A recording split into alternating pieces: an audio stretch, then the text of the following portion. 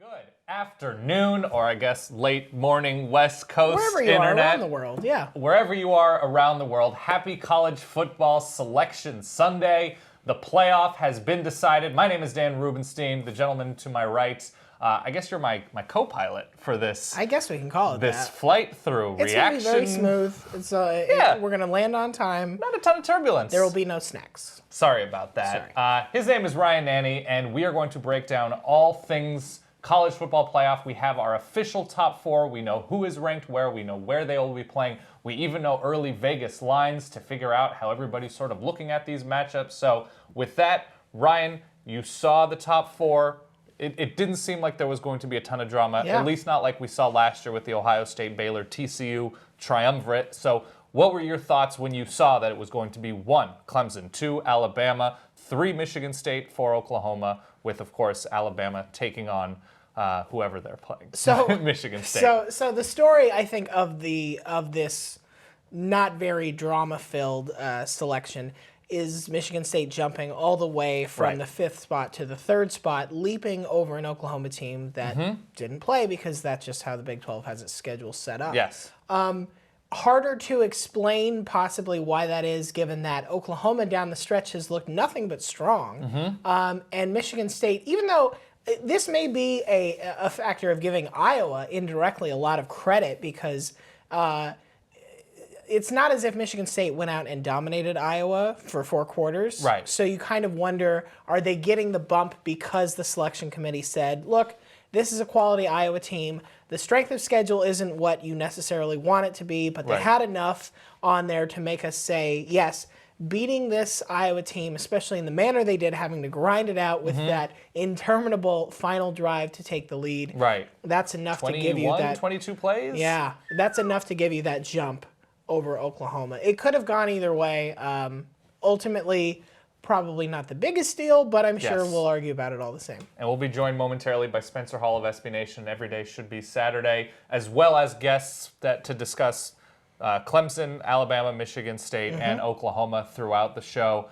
Are you comfortable that this is the most entertaining, the highest possible level college football playoff that we could have been given by the committee? I think so. I mean, we'll obviously be focused on the matchups a lot and whether those are the matchups that we wanted to see, whether we think they're the matchups that make sense. But you have to look back to last year and sort of say, I don't think we necessarily predicted that Oregon-Florida State was going to be a blowout. Right. I certainly don't think we predicted as a whole that Ohio State was going to run all was over just going to Alabama. basically and then do the same thing to Oregon in the national championship. I don't know if you remember that. I have no recollection. So it's one of those things where we get to just enjoy it. Yeah. It's 4 really good teams that I think that the nice thing about all 4 of these teams is you can say down the stretch, they've all had flashes of just being dominant at certain points. Absolutely. And I'm excited for Michigan State fans to say things like, you saw what the Big Ten did to Alabama last year, as if there is an all-encompassing, the conference plays everybody. And Michigan State already got its win in over Oregon. So I'm not being very nice today. I'm sorry.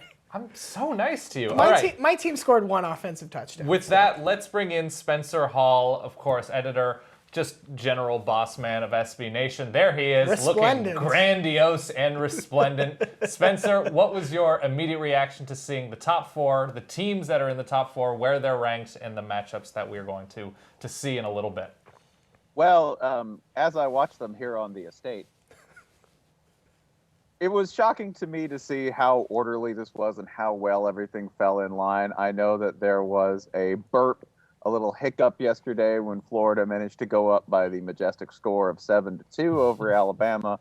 But otherwise, this was procedural. It just went from one thing to the next, falling neatly in line. And I think you've seen this, that if you play a conference championship game, you don't necessarily have to play one to get in, but it's a huge asset in terms of making this look as solid as it looks right now. Because otherwise, we're talking 3 conference champions, and honestly, the team that probably would have come out of a Big 12 conference championship game with the win, Oklahoma. So people say that we don't weigh this with the burden and the weight of the future, but we do, right? We look forward to this game as a confirmation of what everyone thinks, right?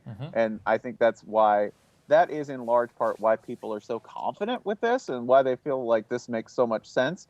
It's because we can look to that conference championship game as just a form of insurance. This is just quality insurance down the road. You get one more win, everybody feels real good about that.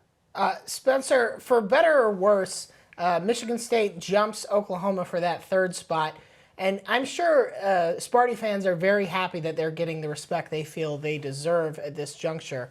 But do you think this actually is a good thing for Michigan State? Do they match up? What does this matchup against Alabama look like? Would they have been better off facing possibly Clemson in the first round? I sort of think Michigan State turns everything into the same matchup. Like and this goes for Alabama too. Like I feel more confident in the flow of this game than I do in Clemson, Oklahoma, because I've seen Clemson play a lot of different kinds of games. I've seen Clemson play a game where they only scored 23 points and won. I've seen them play a game where they had to score 50 to win. I feel like they're very flexible. Alabama and Michigan State, the terms of combat are always the same, right? Your agreement you sign with them is that we're going to play a game in the trenches, that the yards will be precious. And really the only difference between the two teams here is that one team can throw a deep ball. They can throw a jump ball occasionally. That's really it. Otherwise, they're two very similar teams with how they work and how they function. They're both going to run the ball. They're both going to shut down. They're both top 7 in rushing defense overall. So this is going to be an ugly, spare game, which is precisely what both of these teams want. And Spencer, when you look at the other matchup between Clemson and Oklahoma, you might have two of the best or the two best quarterbacks in the nation in Baker Mayfield and Deshaun Watson. You've got relatively wide open, interesting offenses as compared to the more straightforward pro-style Michigan State, Alabama, sort of a hybrid offense looks, and defenses that are both very complete in what they've been able to do all season long. So immediately, what do you expect from Clemson, Oklahoma? What do you think the sort of overarching storyline should be on the field? I think the key advantage that Clemson has is how well they've been able to play on the defensive line. That sort of determine the kind of games that they're going to play. I think you've seen that Clemson can win a lot of different games. So if Oklahoma decides to turn this into a game where, okay, we're playing Big 12, all right, that's fine. Clemson can go with that. You have two quarterbacks who I think have a very similar profile. I think Deshaun Watson is slightly more responsible than Baker Mayfield, and I don't mean that as an insult to Mayfield. I just mean that Baker Mayfield is the one who's probably going to take the greater risks in terms of looking down the field and maybe saying, okay, I'll wing it up, or I will scramble to extend this play by another second or two when maybe I should have thrown it away. And I mean that the good and bad sense. You'll get both in this game. I sort of feel like both these teams' strengths come down to the quarterback position and the ability to improvise. I think that tends to yield a higher scoring game. So this is obviously the game that's going to be more of the shootout than any other. Spencer, purely from a selfish viewing perspective, is there one team that you can identify that's not in this playoff four that you say they're playing so well, they're a lot of fun to watch, and I wish, not to disrespect anybody who's in, but I wish this team was still in the hunt for a national championship?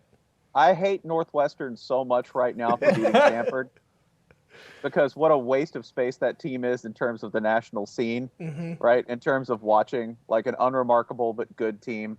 And that's no disrespect other than the obvious surface disrespect to Northwestern. You're a fine team, but you robbed us of watching the all-Buddick formation, right? You robbed us of watching Christian McCaffrey in the playoff. You robbed us of watching Stanford roll up with like 12 tight ends on a play, right? You robbed us of watching Kevin Hogan go from being the worst looking player on the field to the best in the same game. You robbed us of David Shaw trying to manage a game with a lead or trying to be aggressive and come back. You robbed us of all these very entertaining things. You robbed us of the Stanford band playing at a national halftime.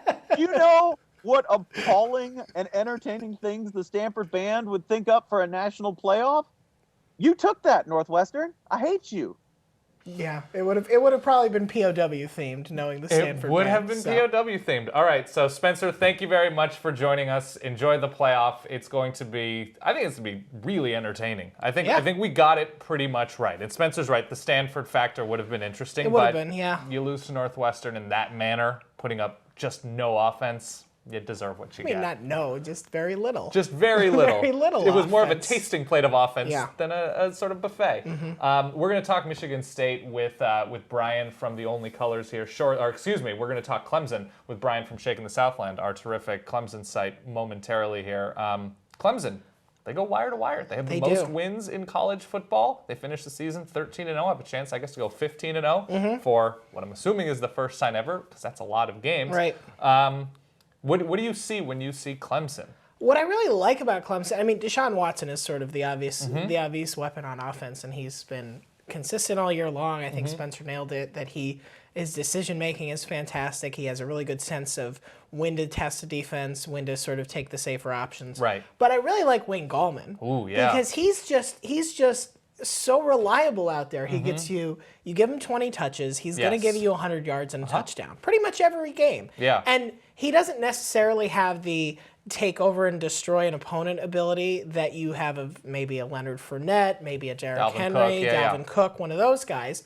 But it's very valuable to say, we have a threat that you will have to respect constantly throughout this game. Yes. And he's really never given them a bad game all season. And I think that it makes Deshaun Watson's job so much easier. Yeah, Deshaun Watson's hard enough without a decent running game. Right. And Clemson has improved over the course of the season. What stands out to me about Clemson is defensively, everything that they lost from what became pretty clearly the nation's best defense last season. We saw how they just dismantled Oklahoma in the bowl game last season, and also speaks to how good Oklahoma has gotten this year. But to replace everybody that they did, and to have Shaq Lawson and the secondary come together the way that they did. Marquise Williams is a very, very good quarterback. He went something like 11 of 33 yesterday. He did not complete 50% of his passes. Clemson DBs were in the faces of North Carolina receivers the entire time. And when you can get, and Spencer talked to this, Clemson can win in different games, in different types of styles, and that defense has been so good. The offensive line was a question for a little bit. They became more and more disciplined.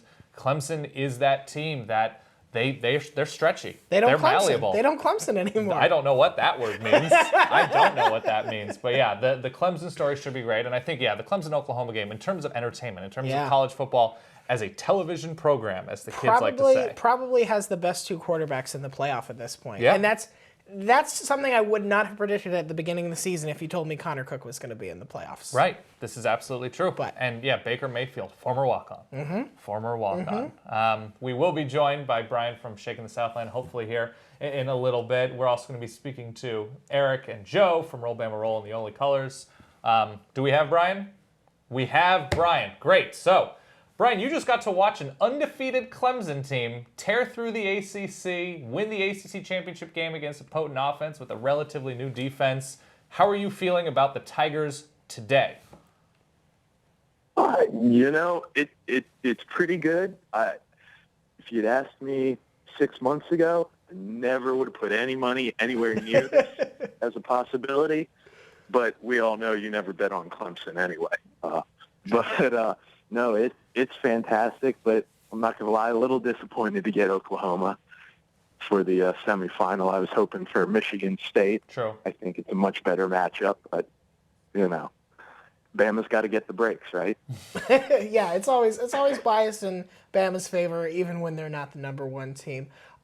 Let's talk about Oklahoma. I mean, I think we may have lost them there. Brian? Okay. We That's can talk fair about enough. Oklahoma. Let's talk about Oklahoma. Yeah. I would say that the big thing that Oklahoma may have going for it against this Clemson team is perhaps other than Marquise Williams, I don't think they've seen a quarterback like Baker Mayfield. Yes. And nobody really has. Right. Because Baker Mayfield not only has a really good run game with P. Ryan and Joe Mixon, but he has really good receivers to throw to that sort of change everything, and Oklahoma's offense can adapt. We saw them struggle to run the ball in Lincoln Riley's new offense. For the first month of the season or so. Right, for at least the first half-ish. But then the back half of the season, with what they were able to do against Oklahoma State, with what they were able to do against Baylor. Both on the road. Yeah. So they're road-tested. They're able to sort of get focused in these big games away from Norman. That's really scary against a Clemson team that has, ACC offenses are a variable conversation. Sure, yeah. But to go against Baker Mayfield, you take away that run, you stack the box. When you have Deron Neal, when you have Sterling Shepard, and we have Brian back. Brian, when you look at this Oklahoma State matchup, what do you, I won't say gives you confidence, but what do you feel good about, and what is the immediate, oh God factor? I mean, confidence-wise, I just kind of look at it as believing in Clemson, and every team we've played, and granted Oklahoma probably better than any team we've played, especially if you look at the last couple weeks. But it's just that, they've met every challenge, and I know I was worried to death about North Carolina this weekend because we hadn't played well and everything, but they stepped up. We're also importantly going to have almost 4 weeks of rest, which is critical for our defense. So I just kind of, am believing in Deshaun Watson, and he has done everything that's been asked of him and more this season. But yeah, Baker Mayfield, that's a big test. But God, I'm okay with them throwing the ball. Mackenzie Alexander, probably one of the best, if not the best cornerback in the country. Cordea Tankersley on the other side. We've got T.J. Green in the backfield. So it's a little scary, but I'll believe in Clemson. Fair enough. Brian, one thing that's really stood out to me about Clemson this year is that the close games are the ones that they've been able to win. That's sort of been the knock on them in years past, is that they get these big national TV matchups and they go out and they lay an egg. But when they've been tested this season, they come out on top. Do you think that's just sort of, the odds sorting out in Clemson's favor this season? Or has the coaching staff figured out what to do in the middle of a tight game to say, okay, let's add this wrinkle, let's change this coverage? What do you think is going on behind the scenes at Clemson that has helped them reach a height that they have gotten close to in years past but haven't quite climbed to? Yeah, I think it's, obviously there's always a little bit of luck. Any team that goes undefeated is going to have it. But I think the big thing is really having a leader, especially Deshaun Watson, that they can count in. I remember last year watching the Florida State game, and Watson came in, and you never would have guessed he was a freshman. You would have thought he was a senior. He was calm. You make the passes. He's making NFL throws. And I think the team draws on that strength. The offense knows, hey, if I run my route, I'm getting the ball. And it's going to be perfectly placed. I'm not going to have to work for it. The defense knows the offense is going to be able to score, which we had some problems with last year when Watson was injured and you're winning games where the defense has to do 90% of the work. And so I think when you have that leader on the field, whether it's the quarterback or somewhere else, you can really draw from them in these tough games. And in fairness, I do want to point out that even all these close games, Clemson's been in command. Yes. For pretty much the entire game, except for, I'll say the Florida State game, really. Right. Where Florida State was in there for a lot longer. But, even last night, Clemson was in control, and that onside kick craziness, that only would have allowed UNC to tie the game if they had scored and made the 2-point conversion. So Clemson's done well controlling it, and I think that confidence is built on itself too. Brian, thank you very much for your time, and everybody make sure to visit Shakin' the Southland early and often these next few weeks, your Clemson headquarters for all things Tigers and college football playoff. We are now joined by ERIK from Roll Bama Roll. A good time to be a Bama fan. Lately, these past few years, it's mostly been that. So, ERIK, the Tide have Michigan State in the first round, I suppose, of the college football playoff in that semifinal. What was your immediate reaction to hearing Bama would have to have Sparty? Absolutely elated. It's a fantastic matchup for Alabama. I'm not sure if everyone's going to be intellectually honest here, but no one wanted to draw Oklahoma the first game. Nope. Oklahoma and Alabama have probably been the most two dominant teams since early mid-October. And, the committee can say, they don't value matchups. And, they're just going 1 through 4. But no one wanted to see, an Oklahoma home game versus Alabama. And I think Michigan State is absolutely fantastic because, first of all, I don't care too much for forward passing. It's going to be a lot of running, just a brutal game between the trenches. And I think most Alabama fans are tickled. I mean, it's going to be a 14th SEC game in all but name. ERIK, what is your impression of the Michigan State run defense at this point? So far this season, when they played Oregon, Michigan, Ohio State, and Iowa, all 4 teams, they held below 3 yards per carry. Is this the best run defense that Alabama will have faced this year? I don't think it's the best run defense. The best run defense, probably 1 through 7 of the front 7 probably belongs to Florida. Arkansas did a very good job as well. They're actually the only ones to hold Derrick Henry under 100 yards. Right. I'm not counting the scrub game versus Charleston Southern. He had 91 yards against Arkansas, and they do remind me a lot of Arkansas. I mean, I don't think Henry's going to go off for 200 yards and 3 touchdowns. It's going to be, as most games the last month or so, then it's going to be a war of attrition. But no, I mean, like 1 through 7, as Florida's probably the most talented. That said, Shalik Calhoun terrifies me. We haven't had the best tackle play this season, Right. and the way that he gets moved around that line, he's going to pose a tremendous problem. Fair enough. ERIK, thank you very much for joining us, and we cannot insist enough that everybody visit Roll Bama Roll these next few weeks, and really whenever you need Alabama Crimson Tide information and thoughts and opinions. They do an unbelievable job. Alabama's in a good place. They are. If you want reasons to like Michigan State Yes. in this game, and let's just throw them out there. Please do.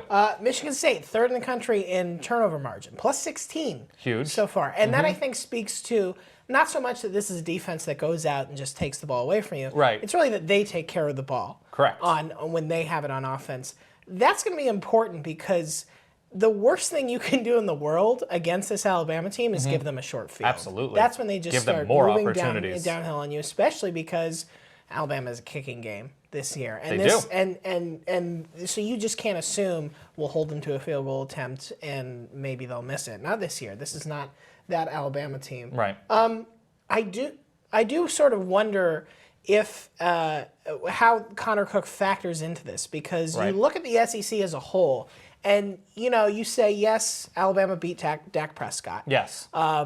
Other than that, though, the SEC just didn't have a class of quarterback that approaches Connor Cook. I would say Brandon Allen. Brandon Allen The is Arkansas up there. comparison was very interesting to me. Chad Kelly, interestingly enough, Absolutely. is certainly a up there different as well. style of offense Yes. and much more mobile. Yeah, so Alabama has proven that they can beat those top level quarterbacks, with the Right. exception, obviously, of Chad Kelly.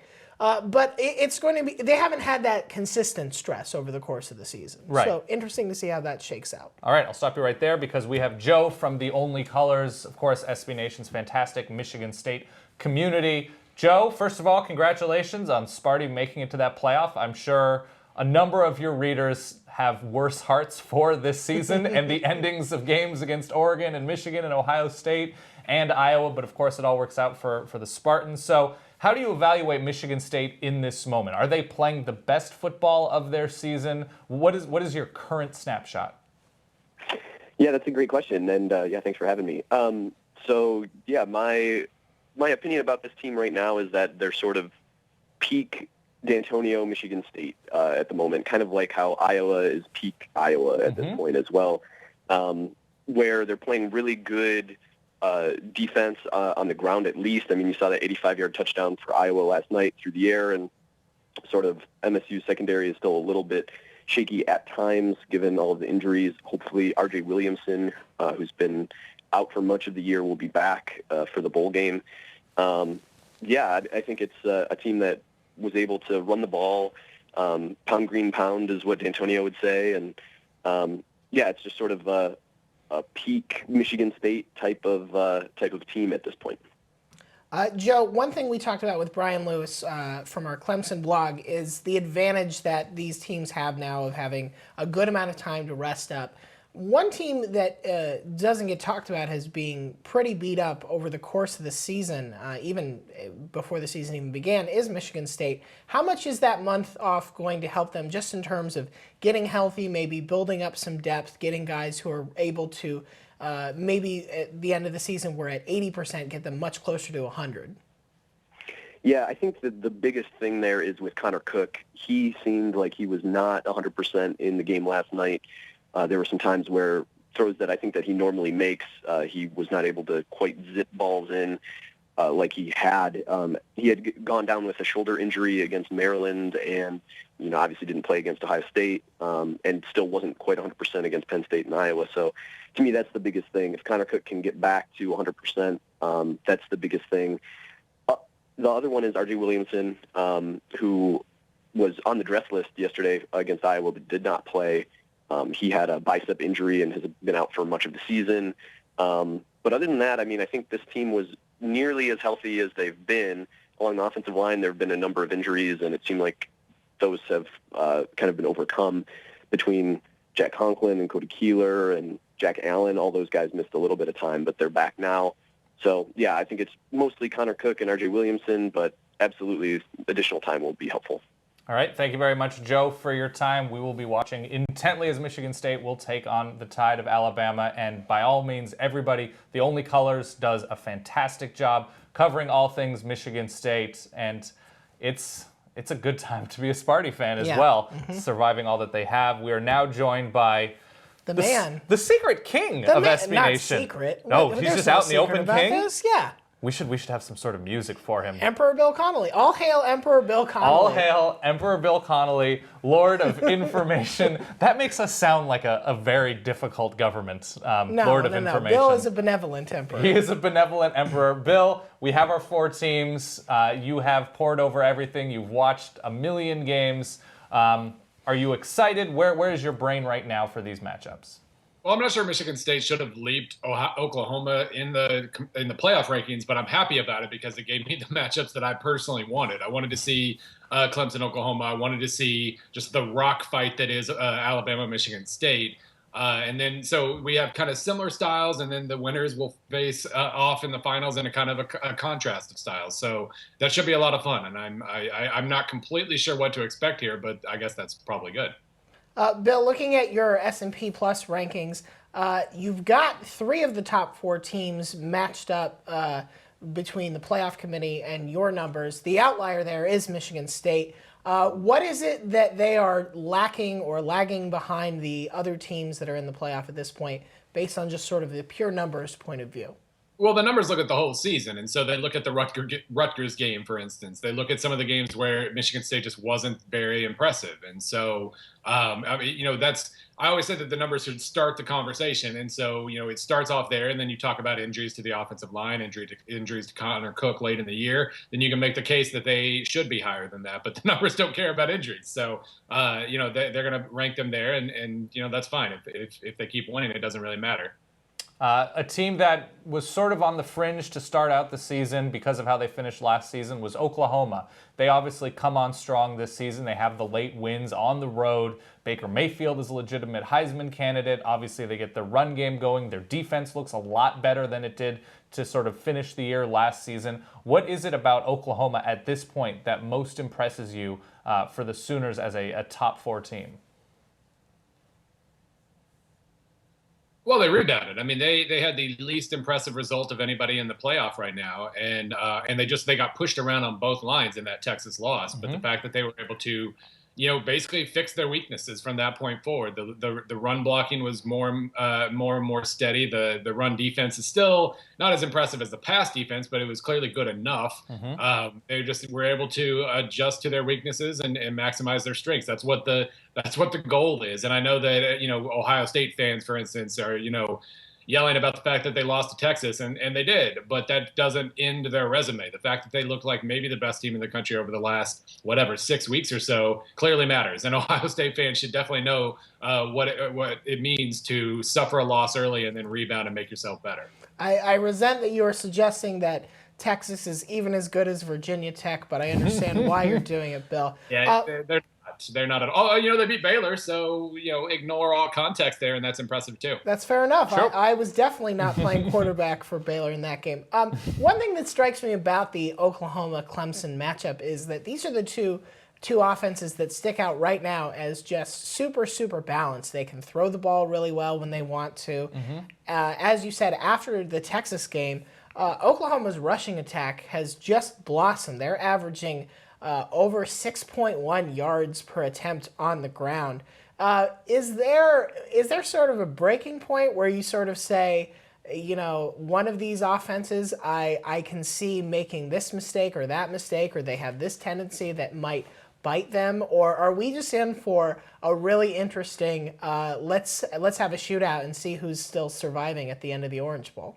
Well, Clemson is more reliant on its quarterback, I think, and that in theory could backfire on you, but it hasn't yet because Deshaun Watson's really, really good. Oklahoma, their run game is very is efficient and very explosive. They have an efficient pass game. Clemson, on the other hand, they're efficient on the ground, but they're not generating many big plays at all, unless it's Deshaun Watson ripping off a 30-yard run. Most of the big plays are coming from the passing game, and that's going to be.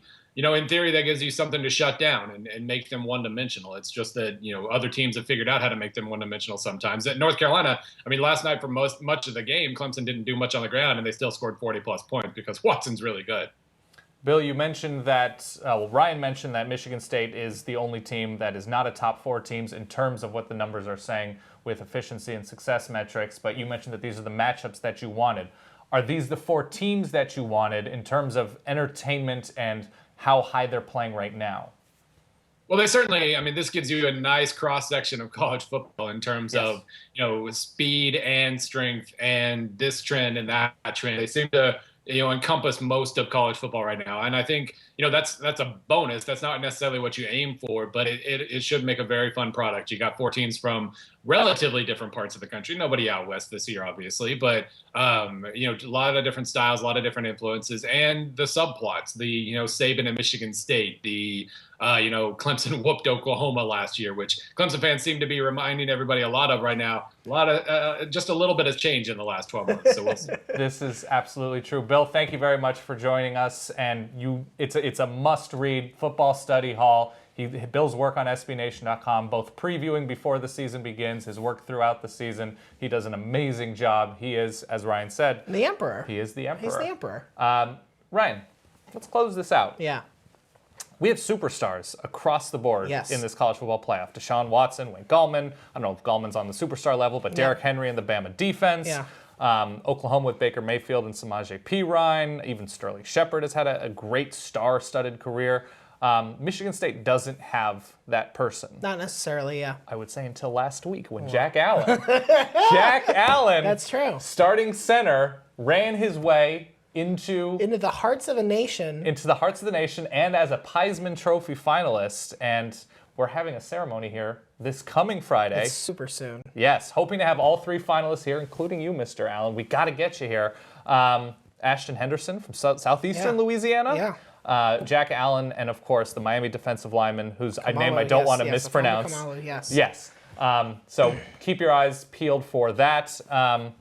This is going to be a fun playoff. Are you good with these 4 teams? I think so. In this order? It's nice that we don't have enough came together at the end of the year that we don't have that one team that we were saying, I'd really like to see Baylor or TCU or one of those teams in the mix here. I agree with Spencer. Stanford would have been a fun team to watch, but the case just isn't there for them. It is a great year that we have a 4-team playoff instead of a 2-team BCS. Very much. Because I have no idea how you would sort that out this year. People would say Clemson, Bama. You have an undefeated Clemson. Right. You have Bama, but you also have an Oklahoma team that has put together a very nice resume. Right. Played a good out-of-conference road game against Tennessee. You have Michigan State, which just the Big Ten would argue that they have a great, maybe one of the best non-conference wins against Oregon. Yep. It would have been a very hard and very unpleasant argument, especially because it would have meant we would have seen 2 of these teams not playing for the kind of stakes that matter. That they deserve, And I'm so glad that we don't have to do that. Absolutely. So. What is the single thing that, and I've watched the past, 14 or 15 weeks of college football with you here at SB Nation. Yeah. What is the single thing during a game, whether it's a string of plays, whether it's a result at halftime, that will basically take away your breath? You're like, oh, whoa, didn't see this happening. Over the course of this, one thing? One thing. So if it's Team A just completely running all over Team B, or, shutting down Team B, or, obviously Michigan State throwing all over Bama would be quite unexpected. Oh, you mean something we could see? Yeah, something that is within the realm of possibility. I guess it's probably Jacob Coker taking over a game, because we've seen him have moments where it's sort of like, wow, Jacob Coker threw that pass and we weren't expecting it. He has that moment ability. Of the 4 quarterbacks who are in the playoff, he is clearly number 4. Yeah. That is not a knock against him. He plays in a system that is Bama doesn't need him to be number 1, 2, or 3. It's not designed for him to be a shining superstar, and that's fine. But if he has a game where maybe it's this Michigan State game where it's like, yeah, Derrick Henry can't get anything done. Right. The defense is Realistic. doing enough, but not necessarily dominating. And he goes out there and throws for 300 yards and 3 touchdowns. Wow. That would be a wow moment. That is the awe-inducing moment. All right. Thank you very much for watching. Thank you very much to all of our guests. Spencer and Bill did a fantastic job. And even though Spencer might be the emperor, Bill is definitely the emperor. Spencer is the king of the woods, I think. King of the woods with his current look. I think that's totally fair. Be sure to check out SB Nation all throughout these next few weeks and during the playoff and during the bowls. It is the best source on the World Wide Web for all sorts of information. Be sure to check out the Heisman Trophy this coming week. Thank you very much to Ryan. He's really good at what he does. Aww. My name is Dan. Thank you very much for watching. We'll see you very soon.